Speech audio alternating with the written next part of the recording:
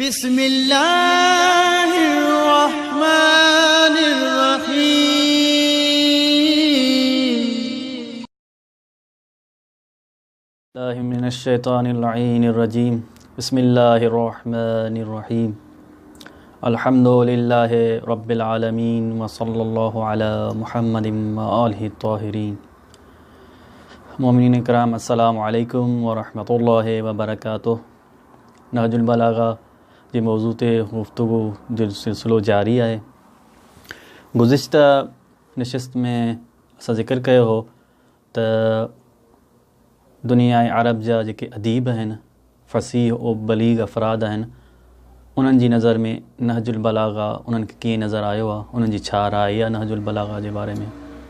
उहो असां इब्ने अबिल हदीद जेका शरह कई आहे नहजुल बलागा जी, उन मज़ा कुझु अराइज़ पेश कया तव्हांजी ख़िदमत में।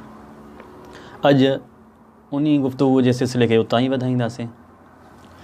अर्ज़ु कयो त ख़ुतबो नंबर 221 कुझु याने तबातनि में फ़र्क़ु थी सघे थो, प्रिंटनि में फ़र्क़ु थी सघे थो, कुझु में 220 बि आयो आहे या घटि वधि थी सघे थो।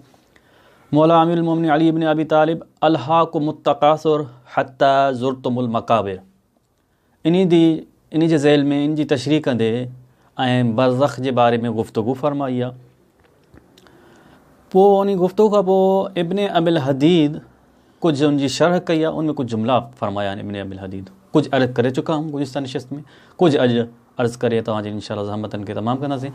त फ़रमाइनि था, ख़ुतबो ज़िक्र करे मौला जो इब्ने अबिल हदीद चए थो, व इन्नी लउतीलु तअज्जुब मिन रजुलिन यख़्तुबु फ़िल हर्बि बिकलामिन यदुल्लु अला अन्न तबअहु मुनासिबुन लितिबाइल उसूद वन नुमूर व अमसालिहा मिन अस्सिबाइ ज़ारिया।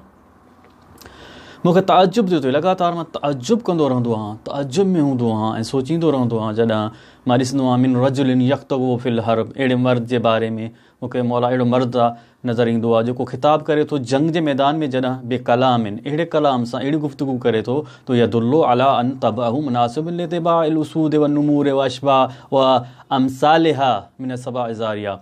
लॻे ईअं थो त हुनजी तबीयत शींहं ऐं चीतनि जे मिसल आहे ऐं उन वांगुरु हिकु जेके चीरींदड़ ऐं फारींदड़ जानवर आहिनि उन्हनि जे मिसल आहे उनजी तबीयत, ईअं उन्हनि वांगुरु हिकु शुजा ऐं बहादुर लॻे थो।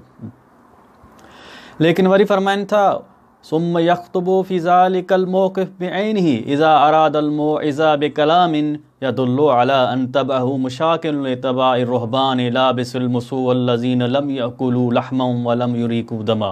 पोइ उते जो उते जॾहिं नसीहत करणु चाहे थो उहो शख़्स, मौला जे बारे में फ़रमाइनि था, जॾहिं उहो उते जो उते अगरि नसीहत जो इरादो करे थो पोइ अहिड़ी गुफ़्तगू फ़रमाए थो जो ईअं थो लॻे त को राहिब गुफ़्तगू करे रहियो आहे, जेको हिकु थुल्हो ऐं खारो लिबास जंहिंखे पातल आहे जिस्म में, जेको अल्लज़ीन लम यअकुलू लहमन व लम युरीकू दमा, जंहिं कॾहिं गोश्त खाधो ई न आहे ऐं जंहिं कॾहिं हिकिड़ो खून जो हिकिड़ो फुड़ो बि न वहायो आहे कंहिंजो, अहिड़ो नज़र थो अचे। पोइ अॻिते फ़रमाइनि था, फ़तारतन यकूनु फ़ी सूरत बिस्तान इब्न कैस शैबानी व उतैबा इब्न हारिस अल यरबूई व आमिर इब्न तुफ़ैल अल आमरी। कॾहिं त इहे टे जेके नाला खयां आहिनि इब्न अबिल हदीद, इहे ज़माने जाहिलियत में पंहिंजे दौर जा शुजा ऐं बहादुर अफ़राद सम्झा वेंदा।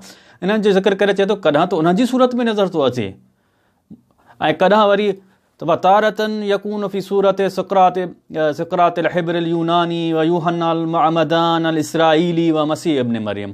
कॾहिं वरी ईअं नज़र थो अचे सिक़रात वांगुरु यूहन्ना ऐं ईसा मसीह इब्न मरियम वांगुरु हिकु आबिद ज़ाहिद नज़र थो अचे, असांखे अहिड़े रूप में नज़र थो अचे। मौला जे बारे में फ़रमाए थो। पोइ हिकु जुमिलो फ़रमाए थो इब्न हदीद जेको क़ाबिल तवज्जो ऐं असां जेके पाण खे शियान अमीरुल मोमिनीन अली इब्न अबी तालिब सॾायूं था उन्हनि जे लाइ लम्हा फ़िक्रिया आहे। उहो जुमिलो फ़रमाए थो, व उक़्सिमु बिमन तुक़्सिमु अल उममु कुल्लुहा बिही, मूंखे कसम आहे उन ज़ात जो जंहिंजो हर उम्मतूं जंहिंजो कसम खयूं, जंहिं ज़ात जो कसम खयूं आहे, उम्मतनि मां हर उम्मत जंहिंजो कसम खयूं आहे। लक़द करअतु हाज़िहिल ख़ुतबा मुंज़ 50 सना व इलल आन अक्सर मिन अल्फ मर्रा। ऐं मां इन ख़ुतबे खे मौला जे खे 50 साल मूंखे थिया आहिनि, उन खां वठी पढ़ंदो थो अचां ऐं हींअर ताईं 1000 खां वधीक मरतबा पढ़ियो आहे। इब्न अबिल हदीद अहले सुन्नत सां ताल्लुक़ मुअतज़िली आहे। उहो चए थो मां मौला जे हिन ख़ुतबे खे 1000 मरतबा खां वधीक पढ़ियो आहे। ऐं मां जेको सॾायां थो अमीरुल मोमिनीन अली इब्न अबी तालिब जो पैरोकार, उनजो शिया, मां कॾहिं नहजुल बलागा खोले पढ़ियो आहे या हिकु दफ़ा ई कॾहिं पूरो कयो आहे मुकमल, या ख़ुतबनि खे केतिरा मरतबा पढ़ियो आहे मौला जे खे।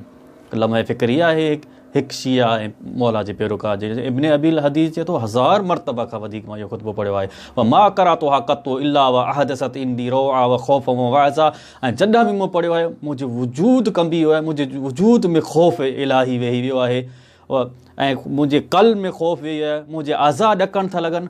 वला तअमल तो हा इल्ला व ज़करतुल मौता मिन अहली व कारबी व अरबाब वुद्दी। जॾहिं बि मां यादि कयो आहे मूंखे पंहिंजे अज़ीज़ अक़रबा जेके बि दोस्त आहिनि जेके मरी विया आहिनि, दुनिया खे छॾे आहिनि, उहे मूंखे यादि आया आहिनि। ऐं हिन खां अॻु में बि गुफ़्तगू टाइम जे दामन में गुंजाइश एतिरी न आहे। इन खां अॻु बि इब्न अबील जी हदीस जी गुफ़्तगू आहे ऐं मुख़्तलिफ़ मौक़नि ते मौला जे ख़ुतबनि जी तशरीह कई आहे बहितरीन अंदाज़ सां। फसाहत ऐं बलागत जॾहिं बि हुनखे नज़र आई आहे ऐं पंहिंजे पाण खे हू रोके न सघियो आहे इब्न अबील हदीद, ऐं काफ़ी वज़ाहत कई आहे मौला जे ख़ुतबनि जी। इंशाअल्लाह अॻे नशिस्त में कुझु वधीक आराज़ करणी पई तव्हांजी ख़िदमत में पेश कंदासीं। वस्सलामु अलैकुम वरहमतुल्लाहि वबरकातुहू।